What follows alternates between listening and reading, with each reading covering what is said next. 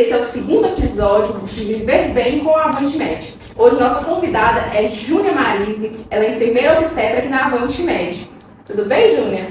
Tudo bem, Larissa. Eu sou a Júnia, amante defensora do parto humanizado e aleitamento materno.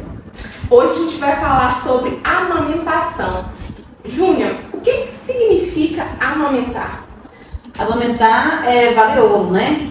Mas, como todo mundo sabe, o ouro não é fácil de ser adquirido. Então, é algo lindo, maravilhoso, essencial, mas, como o ouro, não é fácil. Quais são os mitos da amamentação que confundem as mães? O primeiro deles, o leite é fraco. Eu não dei leite no meu primeiro, minha mãe não deu leite, a minha irmã não deu leite. Ninguém na minha família amamenta. Esses são os mitos que a gente vem carregando, né, como uma desculpa para não amamentar, uma justificativa para não amamentar. Mas toda mulher é capaz de amamentar. Até mães adotivas são capazes de amamentar. Quando você fala sobre leite fraco, o que é esse leite fraco? Se existe mesmo ou é algo equivocado? Algo equivocado, porque todo leite é forte. Claro que tem alguns momentos que essa produção, às vezes por algum motivo, ela pode ser em quantidade insuficiente. Porém, com uma boa consultora de amamentação e muita força de vontade dessa mãe e dessa rede de apoio, a gente pode corrigir essa baixa produção. Ou então manter o aleitamento misto. Se o meu leite não é o suficiente, que é diferente de fraco, eu vou entrar com complemento e que eu não vou ter o desmame desse bebê. Qual que é o impacto da amamentação no bebê? Principalmente essa amamentação que a mãe, faz.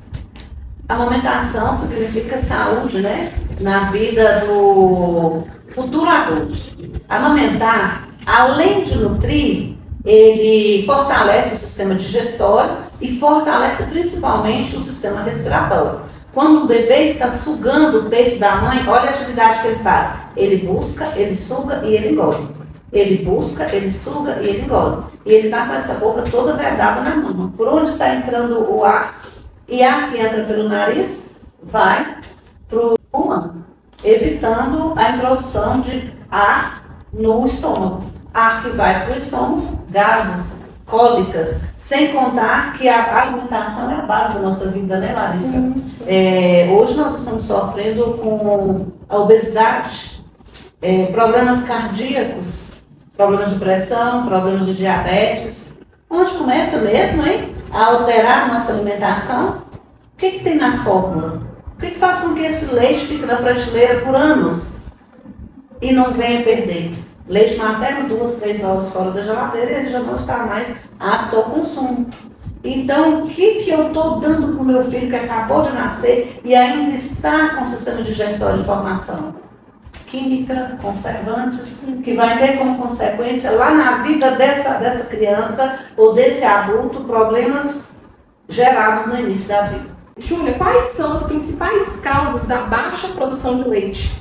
A primeira delas, a falta de sucção do bebê nessa mama. A produção ela acontece de acordo com a sucção e com a necessidade do bebê. O que faz a mulher produzir é a sucção. Mas, pela falta de conhecimento da rede de apoio e dessa própria mulher, a criança chorou, todo mundo acha que é fome. Mas o bebê ele não nasce sabendo amamentar, ele nasce sabendo sugar. E quem tem que ensinar? Pai, mãe e rede de apoio.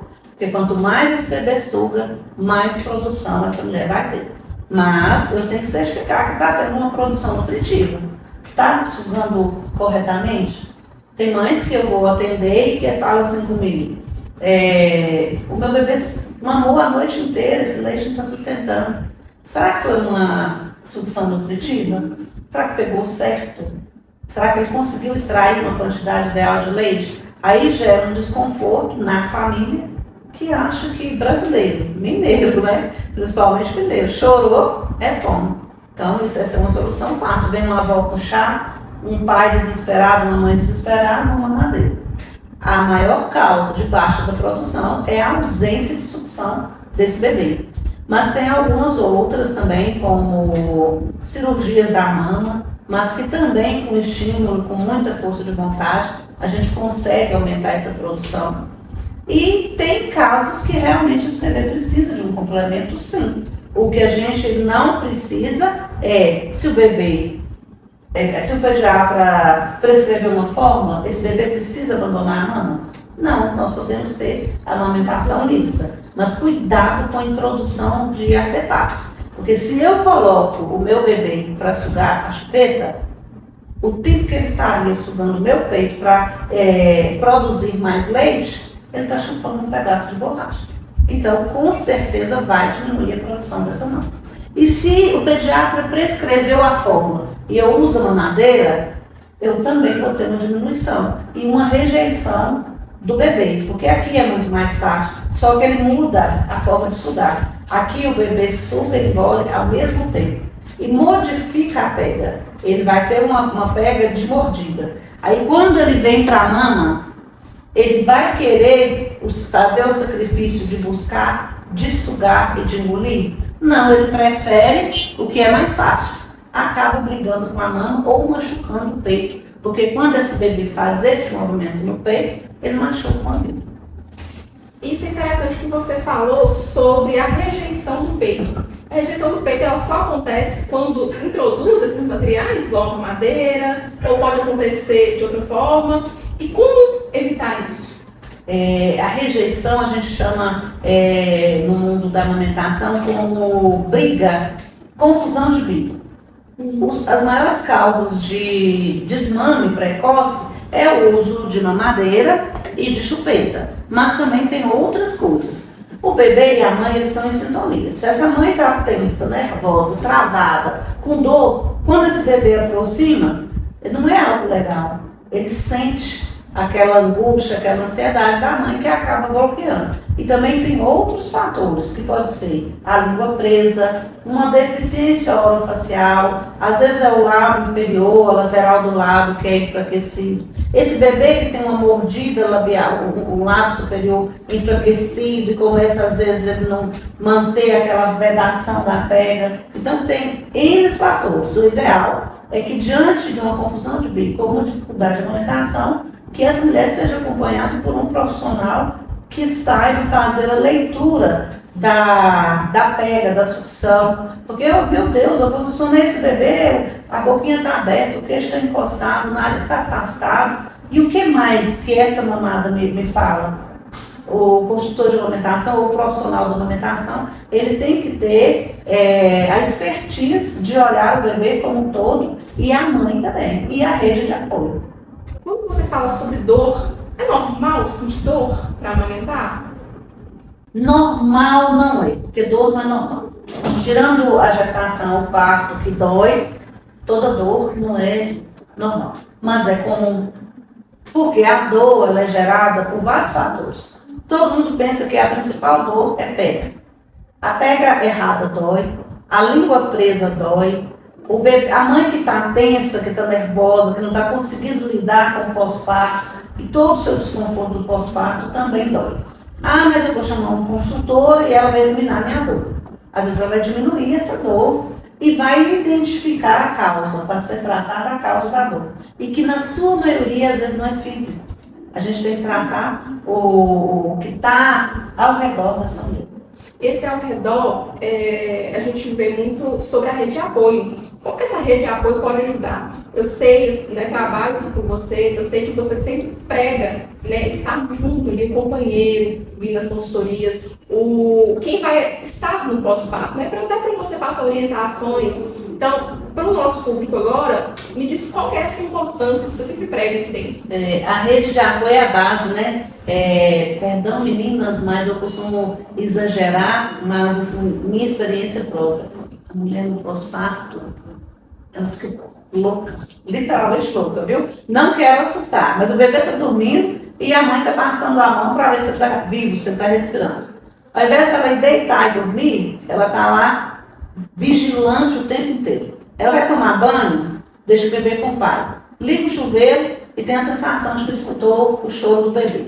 Então ela vê coisas, ela escuta coisas e ela fica assim, a memória É um período da vida da mulher muito delicado.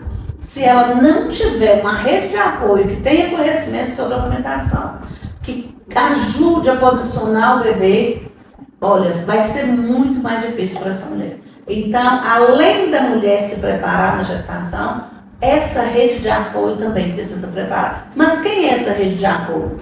Se essa mulher tiver um parceiro presente, é o pai.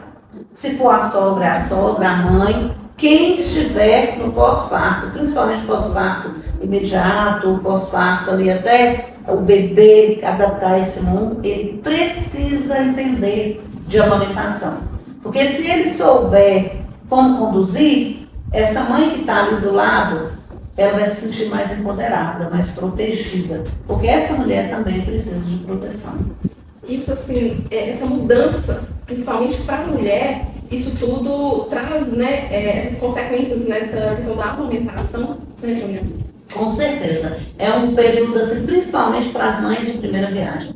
É algo, assim, desconhecido, 100% desconhecido, e que nasce o meu grande amor, mas e eu? O que aconteceu com o meu eu? Então, eu tenho um conflito emocional muito grande, além da mudança hormonal. Essa mulher ficou 9 meses segurando esse bebê, ela tinha um total controle, estava dentro dela e agora nasceu. Para começar, não fala a nossa língua e não enxerga. E está vindo do paraíso, e agora o que eu faço? Eu gosto de dormir de noite e ficar acordada de dia. Eu tenho agora alguém que tem o hábito de ficar acordado à noite, porque durante a noite é o horário que o feto mais mexe. O bebê, enquanto está na barriga da mãe, meninas comecem a observar o horário que o bebê mais mexe, porque ele tende a seguir a rotina uterina por no mínimo 3 meses. Agora, falando sobre retorno à vida, né, a vida da mulher ali, questão de retorno ao trabalho, qual é a dica que você dá para esse momento? Quanto tempo o bebê que é necessário para o bebê amamentar? Olha, o tempo de aleitamento materno, ele é indicado pelo Ministério da Saúde por no mínimo 6 meses, porque é o tempo de formação desse sistema digestório, e leite materno é exclusivo para o bebê, inclusive cada mamada é feita uma leitura da necessidade momentânea do bebê. Ele precisa ganhar peso, esse leite é produzido para esse bebê ganhar peso. Ele precisa hidratar, vamos produzir um leite para hidratar esse bebê. Ou tem vírus no pedaço, então vamos mandar anticorpos para esse vírus. Então, a cada mamada produz o que o bebê precisa. E eu tenho que pensar que o meu bebê chegou e eu tenho que adaptar o bem-estar desse bebê com o meu retorno ao trabalho. Meninas, comece a planejar o retorno ao trabalho após o puerpério. Passou os 45 dias, eu já tenho que acostumar esse bebê pensando no meu retorno. Como que eu faço isso, Júnior? Armazenou leite, vamos treinar o bebê, usar o copinho? Vamos treinar o bebê, usar a colher dosadora? Para que eu não precise introduzir mamadeira no meu bebê? Vamos aprender a armazenar o leite? Vamos treinar o cuidador? Porque senão vai vencer a licença maternidade. E aí, cheguei agora. Amanhã, na semana que vem, eu volto a trabalhar. Então, eu vou começar a treinar hoje? Não, já vamos começar com antecedência, porque tudo que entra novo na vida desse bebê, claro que vai ter que ter um tempo de adaptação. Vamos aproveitar enquanto essa mulher está ali no cenário, ensinar o pai, ensinar o cuidador desse bebê a utilizar esses utensílios. Já começa com antecedência, né? Com antecedência, antes da necessidade. Eu tenho leite, o bebê amamentou aqui agora, mas eu vou agora tirar um tempinho para ensinar o meu bebê usar o copinho, usar a colher dosadora, que aí não fica em cima na urgência, né? Tudo que é com tensão, que é exigido em cima da hora, acaba gerando uma dificuldade maior. Sim. E tem algo polêmico, que é a amamentação em público. O que você tem a dizer para quebrar esse tabu? Para quebrar esse tabu, depende da mulher. Naquele momento que você está alimentando o seu filho, o julgamento dos outros é o que menos importa. Eu levo comigo assim, nem Jesus Cristo, que é o próprio Deus, agradou todo mundo. Quem sou eu? Então, meninas, nesse momento de amamentação, é você e seu bebê. A maldade está na cabeça do outro. E eu quero tabus tornando natural a minha amamentação.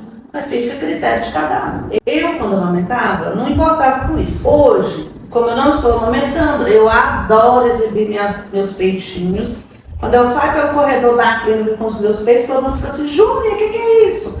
Peito, que foi feito para amamentar. Por que é vergonhoso? Se Deus criou as mamas para eu nutrir meu bebê, por que eu tenho vergonha de mostrar o meu bebê sendo nutrido pela forma natural? Que Deus estipulou que seja feito assim, então exibam suas mamas amamentando, viu meninas? Sem medo, sem vergonha. Vamos aproveitar que você está com as suas mamas. Tem como você nos ensinar como que é corrigir uma pega inadequada e como identificar isso também? Me dá o Davi aí, por favor. Identificar uma pega errada, igual eu falei, né? Cada um apresenta uma causa de pega errada. Às vezes eu vou aqui demonstrar a pega correta e eu preciso dar um ajuste a depender do problema apresentado. Às vezes é um queixo que é mais curto, às vezes é um freio labial, o freio lingual, que é o que todo mundo já baixa. É freio lingual. Então, às vezes não, às vezes é um enfraquecimento dessa região, do queixo, mas a pega correta é básico isso. Eu tenho que pegar o meu bebê numa posição onde eu esteja confortável. Porque uma mãe que está nessa posição, onde ela está presa, tensa, ela não vai conseguir, porque 3 minutos nessa posição e eu já não quero mais, eu não aguento mais. Então, primeiro eu tenho que ter uma mãe confortável e um bebê também confortável, com alinhamento de orelha com ombro, de nariz rente ao mamilo, uma boca bem aberta e um queixo mais encostado no peito e o nariz levemente afastado da mão. E no mais, meninas, escolha a melhor posição para vocês. Adaptem aí nas suas casas, tente todas as posições e encontre a melhor posição para dia de mãe e filho. Porque a melhor posição é aquela que você fica confortável e, consequentemente, você também pega o seu bebê de uma maneira confortável. Em cima da mesa, no sofá, no balcão da cozinha, com a perna apoiada numa escadinha. Se encontre dentro do seu ambiente. E deixa o Davi bem confortável. Júlia, aproveitar que a gente está aqui, né, com os seus utensílios da consultoria. Quais são os tipos de mama? Eu escuto muitas mães falando sobre o bico invertido, tem como amamentar, como que você dá dica para essas mães? Boa pergunta, Larissa. Qualquer tipo de mama é capaz de amamentar. Claro que tem uns que são mais difíceis, outros que são mais tranquilos. Nós temos aqui o mamilo plano, onde eu passo a mão e ele é rente com areola. Tem condição de amamentar? Tem, porém eu vou ter que fazer esse apoio para a boquinha do bebê. Confesso para vocês que ele é mais difícil de amamentar sim, porém não é impossível. Tem pessoas que falam que com o tempo, né, até durante a gestação, que ele tem a tendência de sair, isso é verdade? Isso é verdade sim. Quanto mais o bebê suga, mais eu vou ter o mamilo protuso, né? O bebê, ele vai moldar o mamilo, a dificuldade é só no início. Depois ele se torna um mamilo que o bebê vai familiarizar com ele e vai ocorrer tudo tranquilamente. Nós também temos um mamilo invertido, todo mamilo, toda areola, ela tem que estar bem flácida, né? Esse invertido, às vezes, quando com manejo, com massagem, eu consigo fazer com que ele se torne protuso. Nós temos um mamilo de tamanho bom, que é aquele que não é plano, não é invertido e tem uma pequena protuberância. Esse aqui é o melhor que existe, viu gente? Tem pessoas que eu atendo, eu quase não tenho mamilo. Isso não vai interferir, esse aqui é o melhor, onde o bebê vai abrir a boca e vai abocanhar por trás do mamilo. Nós temos aquele mamilo grande, exagerado. Cuidado, meninas, se o bebê pega essa parte, arranca pedaço. Como ele é de mais fácil alcance, tem mais risco de laceração, de escoriação e laceração. Manter sempre a boca mais aberta para pegar por trás e, independente do tipo de mamilo, força de vontade, disposição e condição emocional é o que determina o sucesso da amamentação. E essas dicas que você passou sobre massagear, isso é durante a gestação ou até mesmo pós-parto que o bebê vai amamentar que tem que ser feito?